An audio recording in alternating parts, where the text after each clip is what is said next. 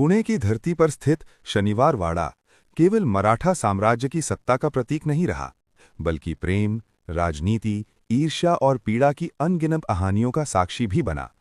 इसी शनिवार वाड़ा से जुड़ा एक नाम आज भी रहस्य और उदासी से भरा हुआ है, मस्तानी महल। ये वही स्थान है जहां बुंदेलखंड की वीर, सुंदर और प्रतिभाशाली राजकुमारी मस्तानी ने अपने जीवन के सबसे कठिन और दर्दनाक दिन बिताए। मस्तानी केवल एक नर्तकी या रानी नहीं थीं, बल्कि वे योद्धा थीं। राजा छत्रसाल की पुत्री मस्तानी ने युद्ध में पेशवा बाजीराव प्रथम का साथ दिया और अपनी वीरता से उनका हृदय जीत लिया। युद्ध के मैदान में शुरू हुआ ये संबंध धीरे धीरे प्रेम में बदल गया। बाजीराव ने मस्तानी को अपनी पत्नी स्वीकार किया, लेकिन यही प्रेम उनके जीवन का सबसे बड़ा संघर्ष भी बन गया। मराठा दरबार और समाज ने मस्तानी को कभी खुले दिल से स्वीकार नहीं किया। कारण था धर्म और राजनीति। काशीबाई, जो बाजीराव की पहली पत्नी थीं, उनके मन में पीड़ा थी और दरबार के कई लोग मस्तानी को अपमान की दृष्टि से देखते थे। ऐसे में बाजीराव ने मस्तानी के लिए शनिवार वाड़ा के पास एक अलग महल बनवाया, जिसे बाद में मस्तानी महल कहा गया।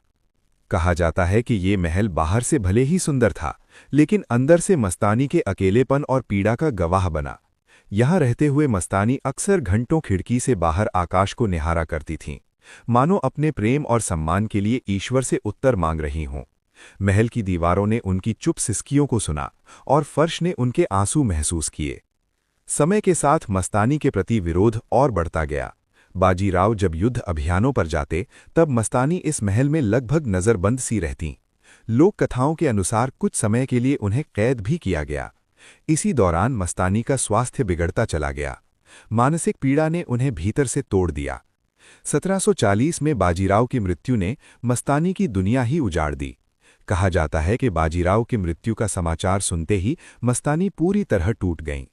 कुछ इतिहासकार मानते हैं कि इसके कुछ समय बाद ही मस्तानी का भी निधन हो गया। लेकिन यहीं से इतिहास समाप्त नहीं होता, यहीं से रहस्य शुरू होता है। स्थानीय लोगों का मानना है कि मस्तानी महल आज भी पूरी तरह शांत नहीं है। रात के समय वहां अजीब घटनाओं की बातें सुनने को मिलती हैं। कुछ लोगों ने दावा किया कि उन्होंने महल के खंडहरों में किसी स्त्री की परछाई देखी, जो पारंपरिक पोशाक में धीरे धीरे चलती है। कभी कभी घुंघरुओं की हल्की आवाज सुनाई देती है, जबकि आसपास कोई नहीं होता।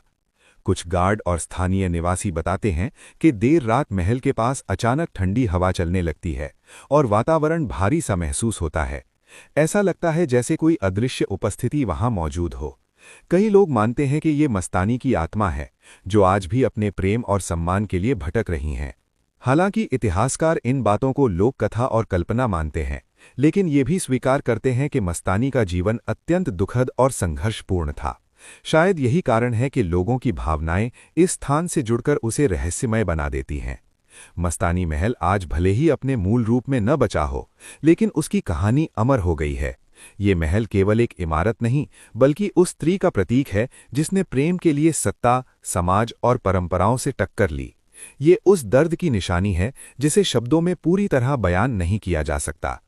जब भी कोई इतिहास प्रेमी या पर्यटक शनिवार वाड़ा के आसपास खड़ा होकर मस्तानी महल की ओर देखता है, तो उसे केवल पत्थर नहीं दिखते, उसे दिखती है एक अधूरी प्रेम कहानी, एक मजबूत नारी का संघर्ष और एक ऐसा रहस्य जो शायद कभी पूरी तरह सुलझेगा नहीं।